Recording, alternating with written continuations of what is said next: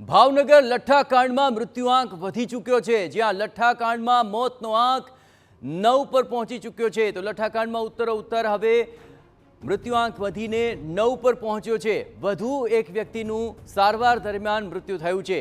હાર્દિક નામના વ્યક્તિનું સારવાર દરમિયાન મૃત્યુ થઈ ગયું। લઠ્ઠાકાંડમાં અત્યાર સુધીમાં કુલ 61 વ્યક્તિઓ અસરગ્રસ્ત થઈ છે અને હાલ કુલ 9 પર મૃત્યુઆંક પહોંચી ચૂક્યો છે।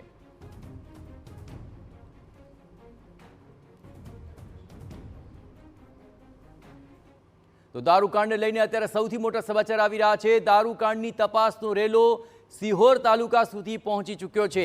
સિહોર પોલીસને દારૂકાંડમાં મોટી સફળતા મળી છે। પોલીસ દ્વારા 2 બુટલેગરોની ધરપકડ કરવામાં આવી। પ્રવીણ જાદવ અને અશ્વિન જાદવ નામના વ્યક્તિની પૂછપરછ કરવામાં આવી છે, જ્યાં વર્તેજના હરદીપ મોરી પાસેથી અહીં રોયલ સ્ટેક દારૂની 54 જેટલી બોટલો ખરીદી હતી। દારૂકાંડ સર્જાયા બાદ સર અને સાગવાડીના ડુંગર નજીક તેમણે દારૂનો નાશ કરી દીધો હતો। પોલીસે આ બંને આરોપીઓની ધરપકડ કરી લીધી છે અને સમગ્ર મામલે સઘન કાર્યવાહી હાથ ધરવામાં આવી છે। તો દારૂકાંડને લઈને હવે મહત્વપૂર્ણ કાર્યવાહી પણ ચાલી રહી છે। બે તરફ મૃત્યુઆંક પણ વધ્યો છે।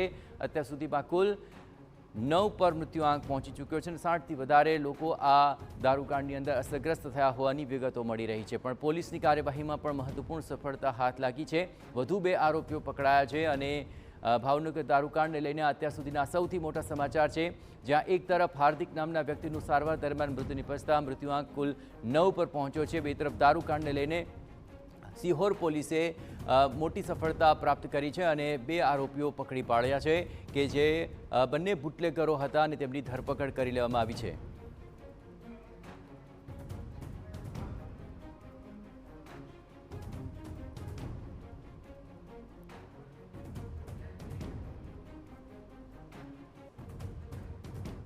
તો આ સમગ્ર મામલે ભાવનગરથી વધુ વિગતે વાત કરવા માટે જોડાઈ રહ્યા છે TV9 સંવાદદાતા અજીત ગઢવી। અજીત, આખરે મૃત્યુઆંક 9 પર પહોંચી ચૂક્યો છે। બે તરફ પોલીસનો જે તપાસનો ધમધમાટ છે તે પણ તેજ થઈ ચૂક્યો છે।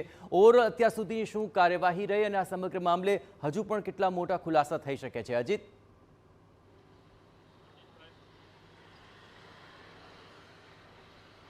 જી જયેશ, વાત કરવામાં આવે તો આ સમગ્ર ઘટનાની અંદર સૌથી મોટી ચિંતાનો અને નિરાશાજનક જે વાત કહી શકાય તે એ છે કે મૃત્યુઆંક વધી રહ્યો છે। સૌથી મોટી બાબત એ છે કે જે દારૂ પીનારા છે, રોયલ સ્ટેક ડુપ્લિકેટ દારૂ એ પીનારા લોકો તડપીને મરી રહ્યા છે।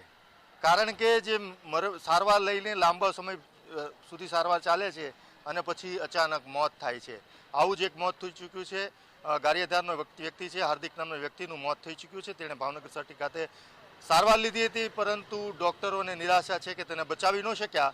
પરંતુ એક અપડેટ એ પણ આવ્યું છે કે ગઈકાલ રાત્રે સિહોર પોલીસે પ્રવીણ અને અશ્વિન નામના 2 બુટલેગરોને પકડ્યા હતા, પરંતુ સદનસીબની વાત એ કહી શકાય કે તેમણે 54 જે ડુપ્લિકેટ દારૂની બોટલો હતી ગૌતમ પાસેથી વર્તેજથી તેણે ખરીદી હતી। પરંતુ સમગ્ર ઘટના કાંડ થયો લઠ્ઠાકાંડ। જો કે લઠ્ઠાકાંડ શબ્દ એટલા માટે વાપરીશ કે પોલીસે પણ પોતાના ચોપડા પર આ શબ્દને લઠ્ઠાકાંડ ત્યાં મૂકી દીધો છે। એટલે આ લઠ્ઠાકાંડની અંદર જે ઘટના સિહોરની અંદર જે 54 બોટલો હતી, આ કાંડ બન્યો એટલે એ લોકોએ ગભરાઈને સિહોરના સાગવાડીને ગામ છે, વાડી વિસ્તારની અંદર કોઈ જોવે નહીં ત્યાં 54 બોટલનો નાશ કરી નાખ્યો હતો।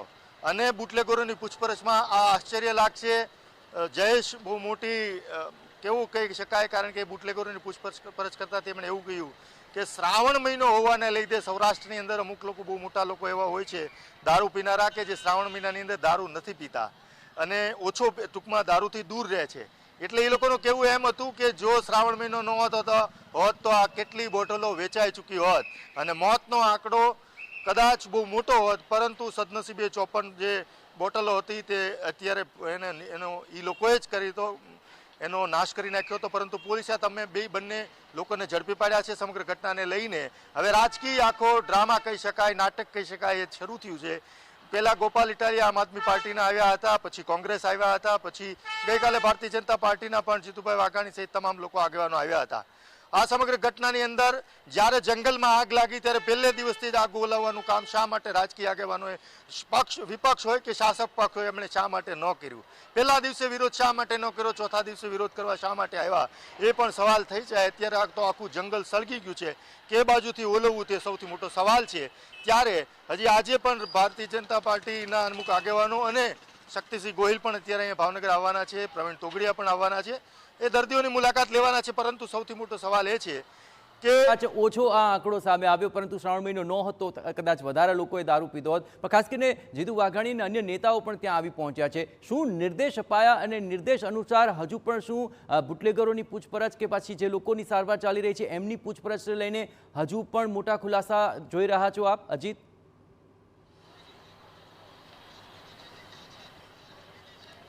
ચોક્કસ જયેશ, જીતુભાઈ વાઘાણીએ ગઈકાલે બહુ મોટી હાઈ લેવલની મિટિંગ કરી હતી. સમગ્ર ભાવનગરના આઈજી રેન્જથી લઈને તમામ મોટા અધિકારીઓને હાજર રાખ્યા હતા અને કડકમાં કડક સૂચના આપી દેવામાં આવી છે કે આમાં કોઈ પણ પ્રકારની બાંધછોડ કરવામાં નહીં આવે. બુટલેગરોને ઝડપી પાડો અને જે અસરગ્રસ્ત છે તેને તાત્કાલિક સારવાર આપવામાં આવે. અહીંથી મુંબઈથી ઇન્જેક્શનો પણ જે નથી મળતા તે મંગાવી લેવામાં આવ્યા છે. અત્યારે એલર્ટ પર છે તમામ લોકો અને તમામ પ્રયત્નો કરી રહ્યા છે કે કોઈ પણ સંજોગોએ બચાવી શકાય. પરંતુ અને હાલની અંદર જે સૌથી મોટો ચિંતાનો વિષય છે કે દારૂની જે બોટલો ગઈ છે તે સાચો ફિગર ચોક્કસપણે ગૌતમે કહી દીધું છે કે 250 બોટલ બનાવવામાં આવી હતી, પણ પોલીસને એ વાત પર વિશ્વાસ નથી. 130થી વધારે બોટલ જપ્ત કરી લેવામાં આવી છે. પરંતુ પોલીસ અત્યારે પ્રયત્ન કરી રહી છે કે જે છૂટક દારૂ વેચાણો છે તે ક્યાં ગયો છે, કેવી રીતે પકડી શકાય અને પીનારાને કેવી રીતે હોસ્પિટલ પહોંચાડી શકાય, તે જ સૌથી મોટો સવાલ છે. તે તમામ દિશાઓમાં પોલીસ વિભાગ છે, તંત્ર છે, રાજકીય આગેવાનો છે, તે પણ અત્યારે ફોકસ ભાવનગરની સર્ટી હોસ્પિટલ અને ભાવનગરની ખાનગી હોસ્પિટલ પર કરી નાખ્યું છે. કોઈ પણ એક જ મુદ્દાનો કાર્યક્રમ છે, કોઈ પણ રીતે અસરગ્રસ્તને બચાવવા અને બુટલેગરોને ન છોડવા. તે કામગીરી સારી ચાલી રહી છે અને મુખ્ય બુટલેગરો કહી શકાય રહીશ, ગૌતમ સહિતના એસએમસી અને ભાવનગર પોલીસને બહુ મોટી સફળતા મળી છે. બિલકુલ અજીત, ગઈકાલે પણ આપ એક પ્રશ્ન ઉઠાવ્યો હતો કે આખરે ભાવનગર જેવા અંતરિયાળ વિસ્તારની અંદર જ્યાં દારૂ પહોંચી રહ્યો છે અને આ રીતે દારૂ પહોંચ્યો અને આટલો મોટો એક કાંડ સામે આવી ગયો, પણ શું આ જ તપાસમાં મોટા માથા હજુ પણ બચેલા છે? હજુ આગળની તપાસમાં શું હજુ પણ કોઈ મોટું માથું કે કોઈ મોટા નામ ખુલવાની શક્યતા આપ જોઈ રહ્યા છો અજીત?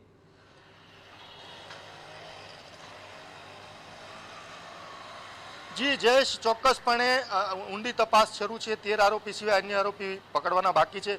ચોક્કસપણે કોઈક નામ એવા આવી શકે છે. પરંતુ એક રાજ્ય સરકાર માટે અને તંત્ર માટે એક બહુ મોટો સવાલ છે કે ભાવનગરના એસપી જેનું નામ છે નીતેશ પાંડે, તે એની બદલી થઈ ભાવનગરમાં ત્યારથી સતત સ્ટ્રીક કહી શકાય કડક પગલાં લીધા હતા અને 4.4 કરોડ 30 લાખનો દારૂ તો ઝડપ્યો. પરંતુ કડક થવાથી શું પરિણામ આવે છે અને એનો ઉપાય શું એ શોધવાની જરૂર છે. જયેશ, તમે વિચારો કે માત્ર 7 મહિનાની અંદર 4 કરોડ ને 30 કરોડનો દારૂ પકડ્યો. સદંતર તમામ રસ્તા દારૂના બંધ. જો દારૂને પ્રેશર કરીને સ્ટ્રિક્ટલી કડક વલણ અપનાવીને જો દારૂ બંધ કરવામાં આવે તો આ પ્રકારનો લઠ્ઠાકાંડ થાય છે. રાજ્ય સરકાર માટે, હોમ વિભાગ માટે, સમગ્ર ગુજરાતની પોલીસ માટે આ એક મોટો સવાલ છે કે જો તમે કોઈ પણ જિલ્લાનો એસપી હોય, આઈજી હોય, તે કડક વલણ અપનાવે કે કોઈ પણ સંજોગે એક મોટો ચમરબંધી હોય તેને દારૂ માટે છોડવામાં નહીં આવે અને દારૂ સદંતર તમામ એની બારીઓ છે બંધ કરવામાં આવે, તો એવા લૂઝ ફોલ્ટની અંદર દેશી દારૂ અને આ પ્રકારનો મિશ્રિત દારૂ બને છે અને એની અંદર લઠ્ઠાકાંડ રચાય છે. ગુજરાતના તમામ લઠ્ઠાકાંડની તપાસ કરવામાં આવે. તમામ લઠ્ઠાકાંડની અંદર જે એસપી છે તેણે કડક વલણ અપનાવ્યું છે અને લઠ્ઠાકાંડ રચાયો છે. તો તમે જે તમારા ગૃહ વિભાગના જે અધિકારી છે, એસપી કક્ષાના અધિકારી, તે કડકમાં કડક વલણ અપનાવે, જિલ્લાની અંદર એક બોટલ દારૂ ઘૂસવા ન દે અને લઠ્ઠાકાંડ રચાય તો જવાબદારી કોની?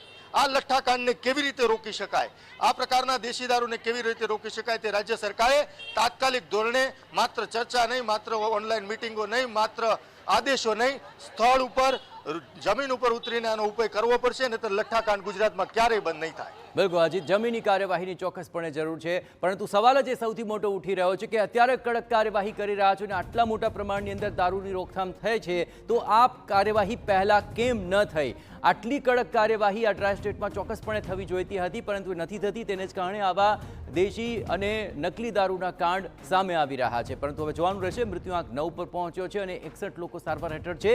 ત્યારબાદ સઘન કાર્યવાહીને નામે હજુ પણ શું આગળ ઘાટ ઘડાય છે.